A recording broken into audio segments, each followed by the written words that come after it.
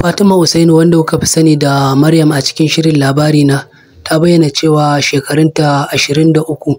An haife ta ne a garin Jos, wato jihar Filato. Da aka tambayi Maryam shin ko tana tunanin aure, in tana tunanin auren yaushe ne za ta yi auren, ta bayyana cewa kwarai da gaske tana tunanin aure, kamar yadda aka ce aure lokaci ne, to idan lokacin ya yi za ta yi. Tunanin aure, ta ce kwarai da gaske tana tunanin aure. Da aka tambaye ta cewa shin za ta iya auren talaka, ta bayyana cewa za ta iya auren talaka in har tana son sa, babu abin da zai hana ta aure shi, sabida wasu ma sai an yi auren kuma Allah ke azurta su. Wasu kuma ko da an yi auren da arzikin, ana cikin zaman auren sai a rasa. Da aka tambaye ta wani irin saƙo ne take da shi zuwa ga masoya, ta bayyana cewa saƙon da take da shi zuwa ga masoya shine dan Allah su kasance masu yi mata uzuri, domin ita ma mutum ce kamar kowa, za ta iya aikata abin da yake daidai, za ta iya aikata abin da yake ba daidai ba.